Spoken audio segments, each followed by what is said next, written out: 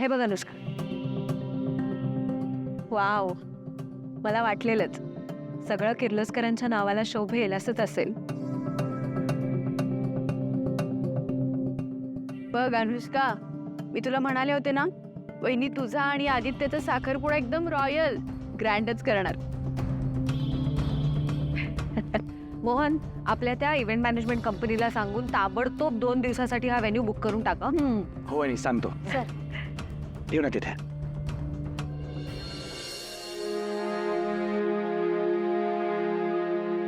पारू थांब.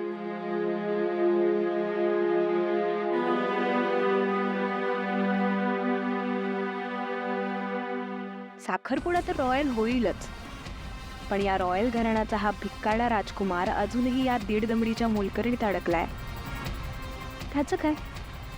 भिकेचे डोहाळेच म्हणतात त्याला. हे बघ, आदित्यच्या साखरपुड्यासाठी हा व्हेन्यू ठरलाय. आवडला तुला?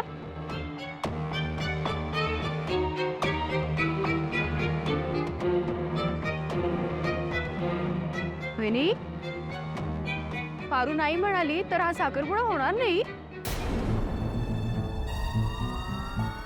आणि उद्या उठून ती नाही म्हणाली तर हे लग्न सुद्धा कॅन्सल करणार का तुम्ही? का कॅन्सल होईल दामिनी मॅडम? देवी आई, चांगलं आहे ते ठिकाण, मला तर आवडलं आहे.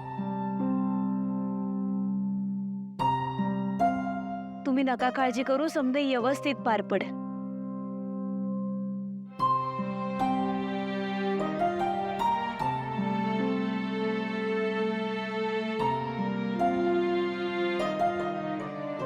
आलेच मी.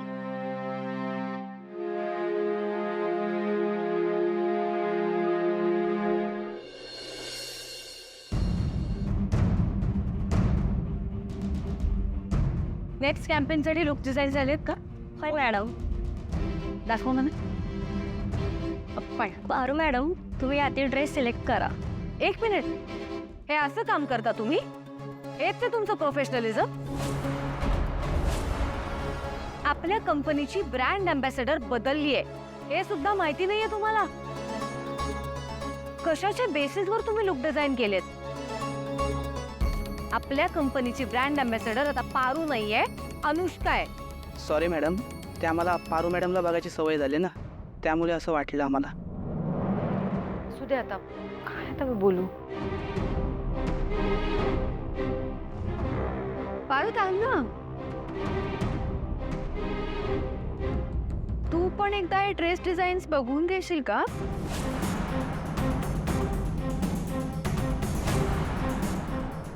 नाही म्हणजे पारूसाठी आले होते ना, आता अनुष्काला द्यावे लागतायत म्हणून म्हटलं. दामिनी, तू पारूला काय विचारतेस? मी तुला सुद्धा तुझं ओपिनियन विचारलेलं नाहीये.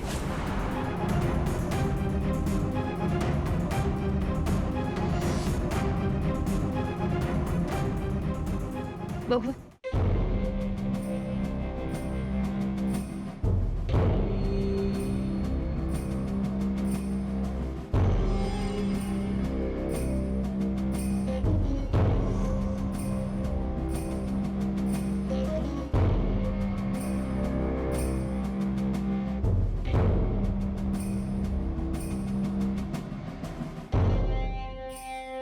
ती उच्च शिक्षित आहे, सुसंस्कृत आहे, सुंदर आहे, तिला बिझनेस क्षेत्राचं ज्ञान आहे, लोकांना हँडल कसं करायचं याचं कौशल्य आहे तिच्याकडे.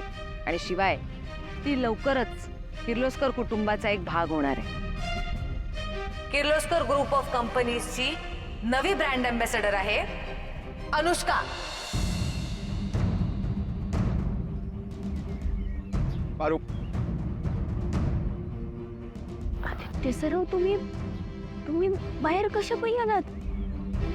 अनुष्का मॅडमना नाही आवडणार. अहो, तिकडं त्यांच्यासाठी ड्रेस बघू लागले आहेत. तुम्ही आता त्यांच्या बरोबर असायला पाहिजे. तुम्ही जा बघू आधी आतमध्ये. आता मी बोलू? पारू, मला माफ कर. हाफ कर म्हणजे? आदित्य सर, कशाबद्दल बोलताय तुम्ही? तू खरी असूनही मी तुला न्याय मिळवून देऊ शकलो नाही का? तुला ब्रँड अँबॅसिडर हे पद सोडायचं नव्हतं. तुला तुझं काम खरंच खूप मनापासून आवडत होतं आणि हे सगळं मला माहिती असूनही मी तुझी ही बाजू आईला पटवून देऊ शकलो नाही का. आज ते ड्रेसेस अनुष्काच्या ऐवजी तुला ट्राय करायला पाहिजे होते. खरंच यार, मी एक मित्र म्हणून हरलो मी. पण एक मुलगा म्हणून तुम्ही जिंकलात.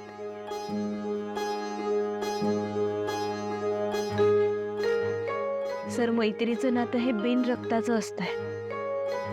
ते कधीच कुठं बी जात नाही. पण ही रक्ताची नाती निभवायला लई अवघड असतंय बघा. तुम्ही माझ्या देवी आईंना जिंकवलं आणि म्हणूनच माझ्या मनात तुमच्यासाठीचा आदर अजूनच वाढलाय सर. सर, तुम्ही हे समजा आपल्या कंपनीसाठी आणि आपल्या किर्लोस्कर कुटुंबासाठी करताय ना. देवी आईंनी लई कष्टानं उभी केली आहे ही कंपनी. म्हणूनच ती कायम एक नंबरवरच राहायला पाहिजे. माझ्या देवी आईंच्या कामाची किंमत राहायला पाहिजे. अरू, तू आजपर्यंत माझ्यासाठी, या घरासाठी, या कंपनीसाठी खूप काही केलंयस आणि यापुढे मला तुझी गरज असणार आहे.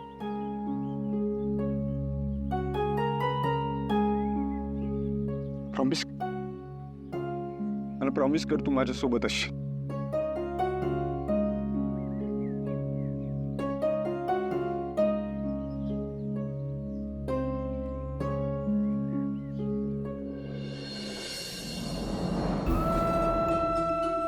प्रॉमिस. मी माझ्या देवी आईसाठी वाटेल ते करायला तयार आहे.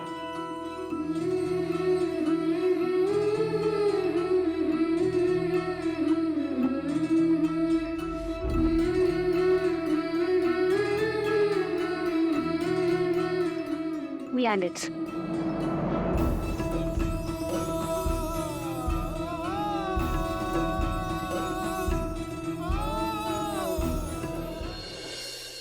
ब्रँड अँबॅसिडर बदलण्याचा निर्णय तुम्ही अचानक घेतला, त्यामुळे त्याचा परिणाम आपल्या कंपनीच्या सेल्सवर झालाय. लोक अनुष्काला स्वीकारत नाहीयेत. एकतर पारूलाच परत आपल्या कंपनीची ब्रँड अँबॅसिडर करा किंवा मग आम्हाला आमचं डिसिजन घेऊ द्या.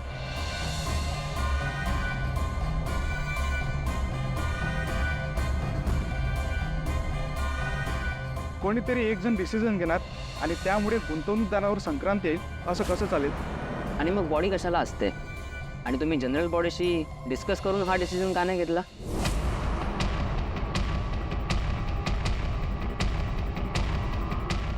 आता मलाच काहीतरी करावं लागणार आहे. हातातून नशी आलेला घास मी कोणालाच हिरावून नाही देणार.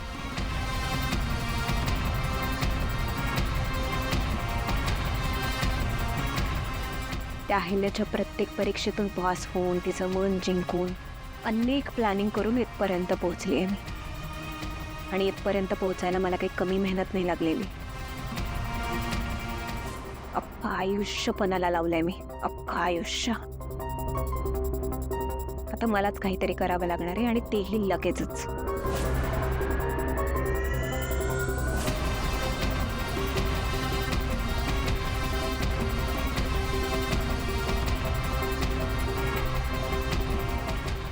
मी जे सांगतील ते कान उघडे ठेवून ऐकायचं. मी ज्या कंपनीची ब्रँड अँबॅसिडर आहे त्या कंपनीचे सगळे शेअर्स विकत घ्यायचे, त्या प्रोडक्ट्सला प्रमोट करायचं, सोशल मीडियावर त्याचं मार्केटिंग करायचं. आणि हो, मार्केटला सेंटिमेंट्सवर खेळवत राहा. काय वाटेल ते करा, पण ती कंपनी पुन्हा एकदा चर्चेत आली पाहिजे. त्या कंपनीचे शेअर्स, प्रॉफिट वाढले गेलेले दिसले पाहिजेत. वाटेल तेवढा पैसा खर्च करा, पैशाचा विचारही करू नका. अनुष्का एंटरप्राइजेस विकावी लागले तरी चालेल, पण किर्लोस्कर कंपनी नंबर 1च चालली पाहिजे. कळलं? मी नेहमी विचार करूनच बोलते. तुम्हाला जेवढं सांगितलं तेवढं करा.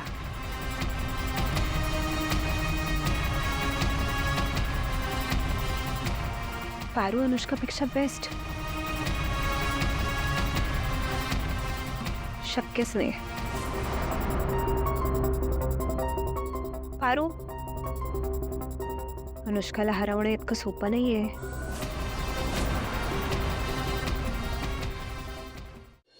तुला ब्रँड अँबॅसिडर हे पद सोडायचं नव्हतं.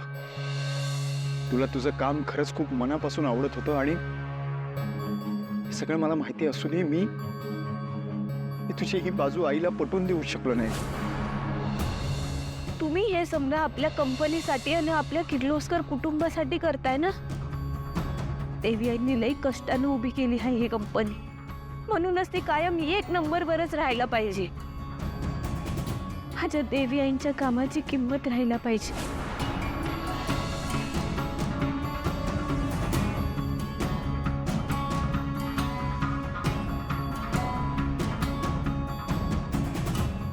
देवी आई, तुम्ही बोलवलत मला? पारू, मगाशी अनुष्कासाठी त्या डिझायनर्सनी नवीन लुक डिझाईन केला होता, तेव्हा दामिनी सुद्धा तुला म्हणाली की तुला काय आवडलं असेल तर कुठला ड्रेस आवडला असेल तो सांग. पण त्यावेळेला तू काहीच उत्तर का नाही दिलंस? देवी आई, मी कसं काय बोलणार? आणि मला खरंच काय बी कळत नाही त्यातलं. आणि तुम्ही तुमच्या पसंतीनं ते ड्रेस बनवून घेतले होते ना, मग त्यावर मी कसं काय बोलणार? पारू, एक मनापासून सांगशील, तुला काय वाटतं, मी तुझ्यावर अन्याय केलाय? म्हणजे तुझी इच्छा नसताना मी बळजबरीने तुला ब्रँड अँबॅसेडर पदावरून काढून टाकलंय असं तुला वाटतंय? नाही देवी आई, तुम्ही असं का बोलताय? खरंच असं काय बी नाही, म्हणजे मला असं काय बी नाही वाटत. देवी आई, तुम्हाला बी माहित आहे माझ्यासाठी तुमचा शब्द किती महत्वाचा आहे. मला खरंच असं काय बी वाटत नाही. तू अनुष्काला म्हणाली होतीस ना की तुला आता आवडत नाहीये हे काम, तुला करायचं नाहीये, पण तरीही आम्ही बळजबरीने तुला हे काम करायला लावतोय. पारू, पारू, आता तरी बोल, मी विचारतेय तुला काहीतरी. तू अनुष्काला हे म्हणाली होतीस की नाही की तुला ब्रँड अँबॅसेडर पदावर आता राहायचं नाहीये? नाही देवी आई. देवी आई, मी गावाकडनं इकडं शहरात आले तेव्हा एक साधी मुलगी होते. फक्त न फक्त माझ्या बाजी यांना तुमची सेवा करायला मी इकडे आले होते. माझी लायकी नसताना सुद्धा तुम्ही मला ब्रँड अँबॅसेडर बनवलं, मला ते पद दिलं, मला मान सन्मान मिळाला, 4 लोकांमध्ये माझं लई कौतुक झालं. माझ्या बाचा ऊर अभिमानानं भरून यायचा माझ्याकडे बघून. मग हे समजा असताना हे काम करायला मला आवडत नाही असं का म्हणेन मी? देवी आई, मान्य आहे मला त्या घटनेनंतर मी जरा घाबरले होते, भीती वाटत होती मला, पण ती तुम्ही माझ्यावर सोपवलेली जबाबदारी होती. आणि माझ्या जीवापेक्षा माझ्या देवी आईंचा शब्द माझ्यासाठी जास्त महत्वाचा आहे. पारू, मग तू हे आधी का नाही सांगितलंस? देवी आई, आदित्य सरांनी तुम्हाला लई वेळा सांगण्याचा प्रयत्न केला. तू का नाही सांगितलंस? प्रश्न आदित्यचा नव्हता पारू, प्रश्न तुझा होता. हे तुम्हाला आधी सांगायला हवं होतंस. कदाचित मी त्यावेळेला तुझं ऐकलं असतं, समजून घेतलं असतं. आपल्या हक्कासाठी, अधिकारासाठी उभं राहायला शिक पारू. प्रत्येक वेळेला दुसरा कोणीतरी उभं राहून तुझी बाजू मांडायची वेळच का येते? आजूबाजूची परिस्थिती बिघडू नये म्हणून प्रसंगी शांत राहून माघार घेणं, आपली चूक नसताना चूक कबूल करून माफी मागणं, हे सगळी एका चांगल्या माणसाची लक्षणं आहेत. सगळं मान्य, पण त्याला सुद्धा मर्यादा असतात. चांगुलपणाचा अतिरेक झाला की तो आपल्यासाठी घातक ठरतो पारू. आणि जग इतकं सरळ नाही चालत. आपली बाजू कायम आपल्याला ठामपणे मांडता आलीच पाहिजे.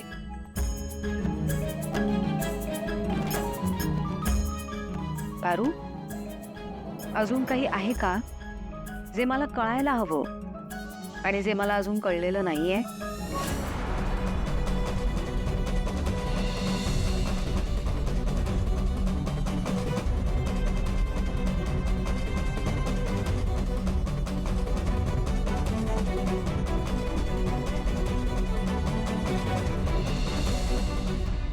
काय बी झालं तरी मी हे मंगळसूत्र काढणार नाही.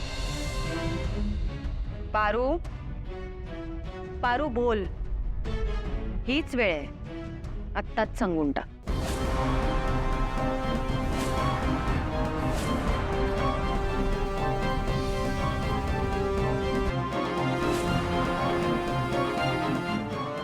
पारू, उद्या स्पेशल दिवस आहे.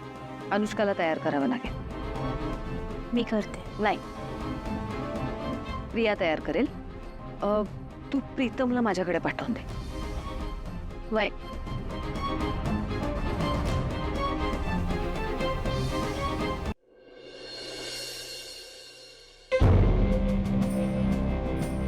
Okay, perfect.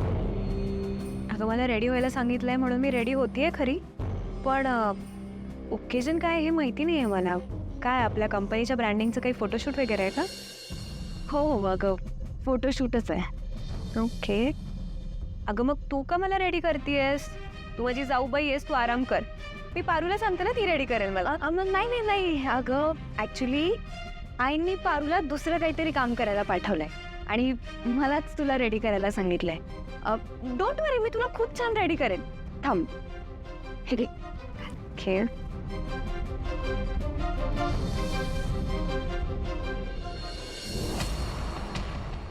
आज पहिल्यांदाच माझं ब्रँड अम्बॅसिडर म्हणून फोटोशूट होणार आहे. आता मी दाखवून देईन सगळ्यांना की मी किती पॉप्युलर आहे ते.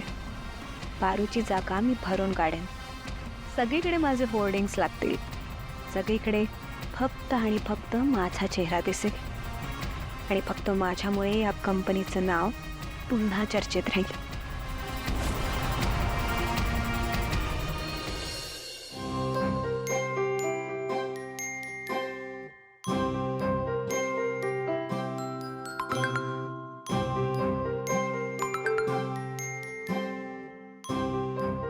बाबा, बाबा आपल्या कंपनीचे शेअर्सचा रेट अचानक वाढायला लागलाय.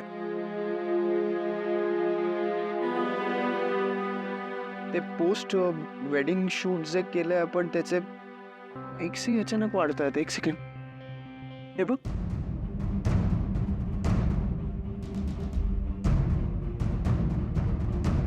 हो, आणि सबस्क्रायबर्सही वाढलेत. अचानक हे सगळे पॉझिटिव्ह कमेंट्स कसे काय येतात? काहीतरी प्रॉब्लेम आहे का? I mean algorithm doesn't work like this. Aditya, हां, हे सगळं संशयास्पद आहे का? डेफिनेटली. सी बाबा, आय मीन मला सोशल मीडिया आणि डिजिटल मार्केटिंगमधलं थोडं कळतं. Things don't work like this. इतके ड्रास्टिक चेंज नाही होऊ शकत. I mean unless and until ते कोणी मुद्दाम केलं नाहीये. ते बाबा, मला असं वाटतं की मी ना आईला हे कळवलं पाहिजे. हे काय, आईच्या स्केड्यूलमध्ये आज प्रेस कॉन्फरन्स आहे. ही कसली प्रेस कॉन्फरन्स आहे? नाही, मला काहीच सांगितलं नाही त्याने. नक्की काहीतरी महत्वाचं असणार. दादासाहेब, काय आहे, वहिनींनी अनुष्काला सुद्धा रेडी व्हायला सांगितलंय. मला असं वाटतंय की त्या प्रेसमध्ये या दोघांच्या एंगेजमेंटची घोषणा करणार असतील वहिनी. नाही नाही नाही, आईला एवढ्यासाठी प्रेस नाही बोलवणार. कारण काही का असे ना, मला मिरवायला मिळणार एवढं नक्की. ऍक्च्युअली म्हणजे तोंडाला काळं लागलं होतं ना, त्यामुळे एक सुद्धा फोटो नाही काढता आला मला. पण यावेळी काय मग आदित्य दादा, रेडी आहेत का तुमच्या स्पेशल डे साठी? स्पेशल दिवस? काय काय इव्हेंट आहे हा?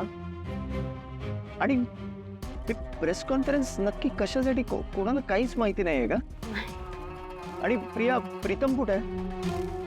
ऍक्च्युली आईंनी प्रीतम आणि पारूला बाहेर कसल्या तरी महत्वाच्या कामासाठी पाठवले.